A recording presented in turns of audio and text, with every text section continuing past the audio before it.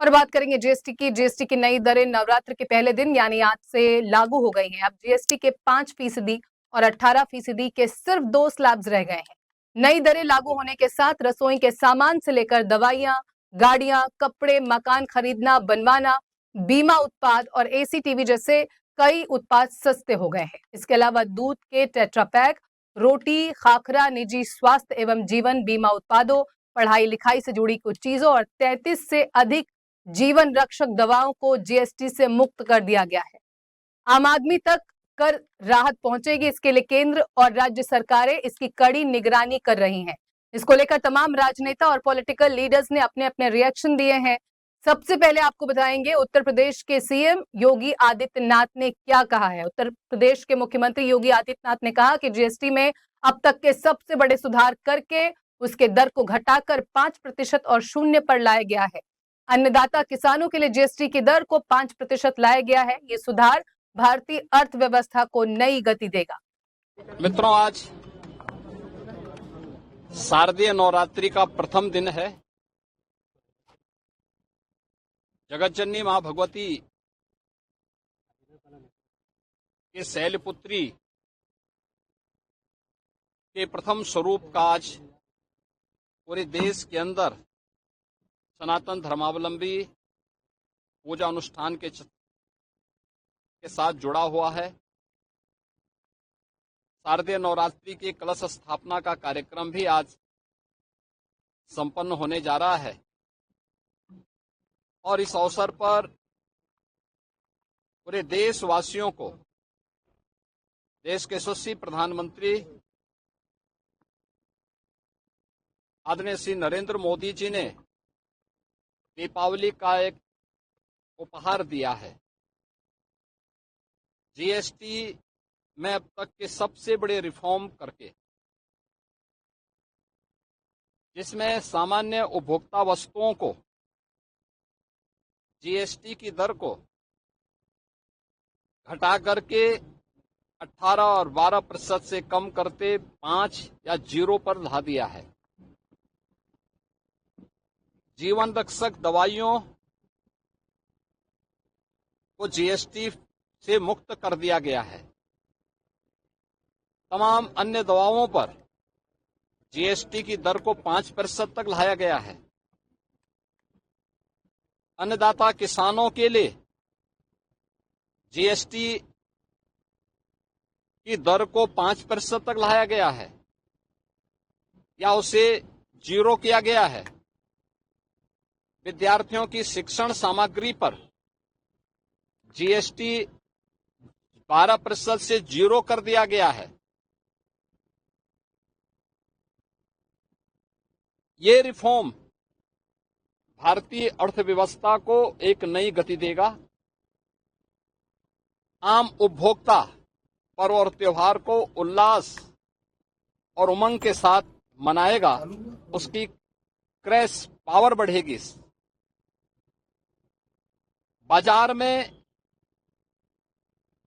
एक मजबूती आएगी और स्वाभाविक रूप से खपत बढ़ेगी तो प्रोडक्शन भी बढ़ाना पड़ेगा। नए रोजगार का सृजन भी इसके साथ ही अरुणाचल प्रदेश में केंद्रीय मंत्री किरण रिजिजू ने जीएसटी सुधार के लाभ गिनाए। किरण रिजिजू ने अरुणाचल प्रदेश की राजधानी ईटानगर में एक सभा को संबोधित करते हुए कहा, आज नवरात्रि की शुरुआत हुई है और आज के दिन ये ऐतिहासिक फैसला लिया गया है जो देश हित में है।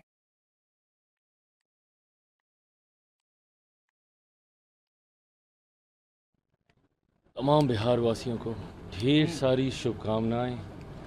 माता रानी के ये दिन हैं, उनकी आराधना में इन दिनों को हम बिताते हैं और ये कामना करते हैं कि उनकी कृपा, उनका आशीर्वाद हम सब पर बना रहे, हम सब की मनोकामना पूरी हो। पर मैं इतना ज़रूर कहूँगा कि माता रानी के आशीर्वाद से एक मनोकामना हमारे प्रधानमंत्री आदरणीय नरेंद्र मोदी जी ने सभी देशवासियों की पूरी की है।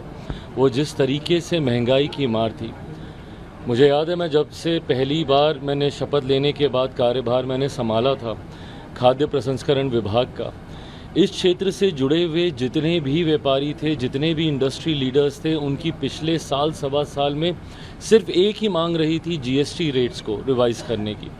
जिस तरीके से अलग अलग स्लैब्स में जीएसटी रेट्स बटे हुए थे, जिसकी वजह से इंडस्ट्री को भी इस बात का एहसास होता था कि इसको कम टैक्स के दायरे में लाया जा सकता है। ऐसे में मैं मेरे प्रधानमंत्री का, वित्त मंत्री साहिबा का मैं विशेष तौर पर अपनी तरफ से, अपनी पार्टी की तरफ से, बिहार वासियों की तरफ से, देशवासियों की तरफ से मैं धन्यवाद करता हूं कि इस बड़ी मांग को उन्होंने स्वीकार किया और जिस तरीके से टैक्स में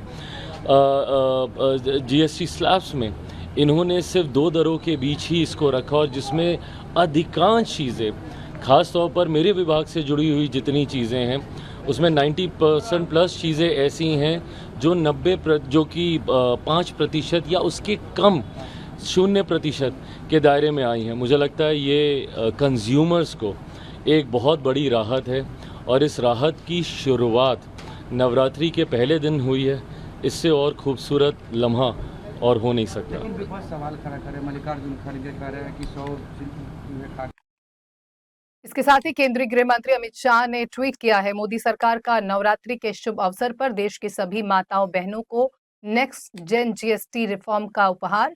मोदी जी ने देशवासियों से जीएसटी रिफॉर्म का जो वादा किया था वो आज से पूरे देश में लागू हो गया है। इस जीएसटी में 390 से अधिक वस्तुओं पर टैक्स में ऐतिहासिक कमी की गई है।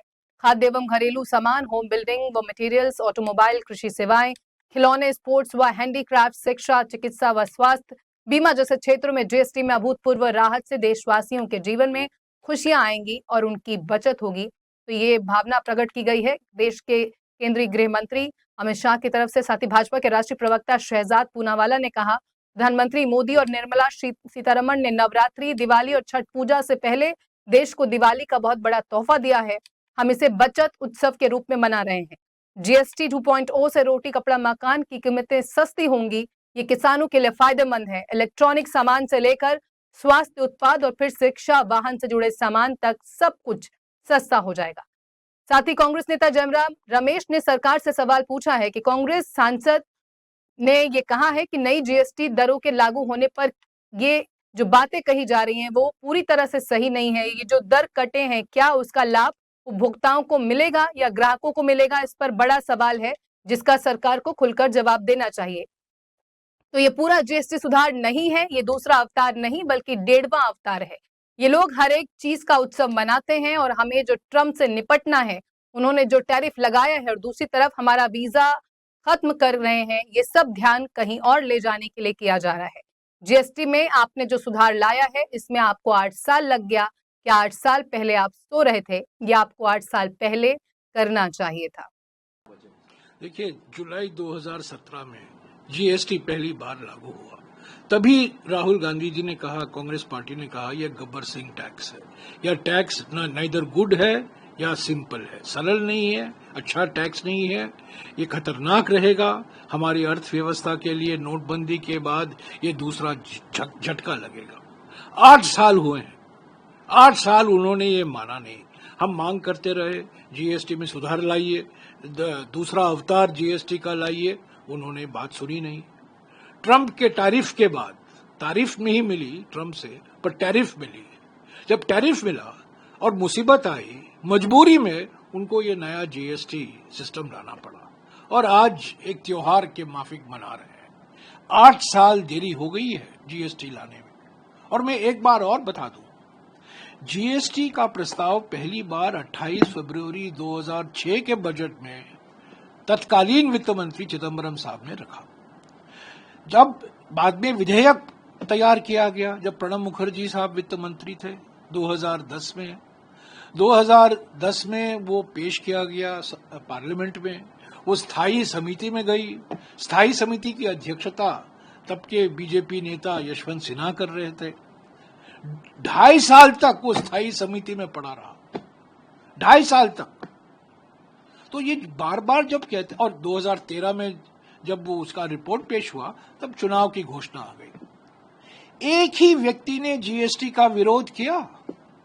2006 से लेकर 2014 तक सारे राज्यों में एक आम सहमति हमने बनाई। मनमोहन सिंह जी ने, चिदम्बरम जी ने, प्रणब मुखर्जी ने एक आम सहमति बनाई। सभी राज्यों से बात की, सभी मुख्यमंत्रियों से बात की, पर एक ही मुख्यमंत्री ने जीएसटी का विरोध किया 8 साल तक। और कौन है वो मुख्यमंत्री? वो मुख्यमंत्री प्रधानमंत्री बने 2014 में और अचानक यू टर्न ले लिया और 2017 में जीएसटी का मसीहा बनकर देश के सामने अपना रूप पेश किया। 8 साल तक विरोध किया उन्होंने। 2006 से लेकर 2014 तक सभी राज्यों ने मंजूरी दी थी। कुछ चिंताएं थी राज्यों की, पर सभी ने कहा हम जीएसटी का विरोध नहीं करेंगे। सिर्फ गुजरात के मुख्यमंत्री ने जीएसटी का कड़ा विरोध किया और आज जीएसटी का जप रहे हैं।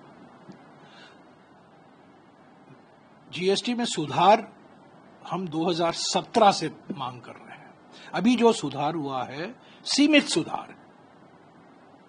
सूक्ष्म, लघु और जो मध्यवर्गीय जो एमएसएमई सेक्टर है, उसमें जो प्रोसीजर की जो कॉम्प्लेक्सिटी है, उसमें सरलता लाने की जो जरूरत है वो नहीं हुआ है और बड़े सवाल अभी तक उसका जवाब नहीं आया है।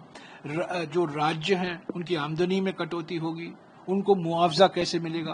पिछले 5 साल के लिए तो मुआवजा मिला था। राज्यों ने मांग की है कि हमें अगले 5 साल के लिए भी कॉम्पेंसेशन दीजिए, उस पर प्रधानमंत्री ने कुछ कहा नहीं है।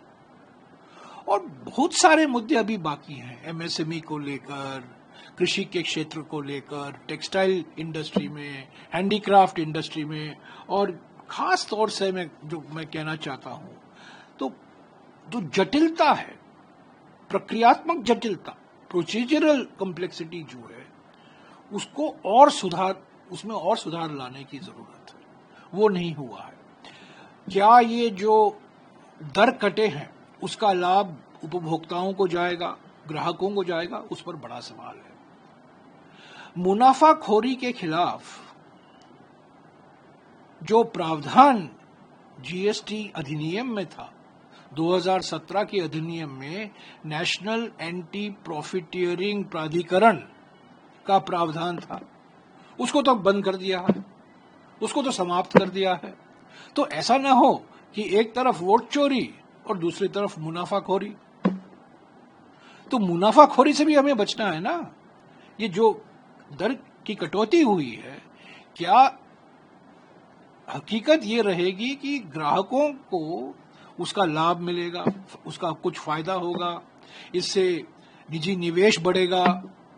ये सब सवाल उठते हैं। तो ये पूरा जीएसटी सुधार नहीं है, ये दूसरा अवतार नहीं है, ये 1.5वां अवतार है।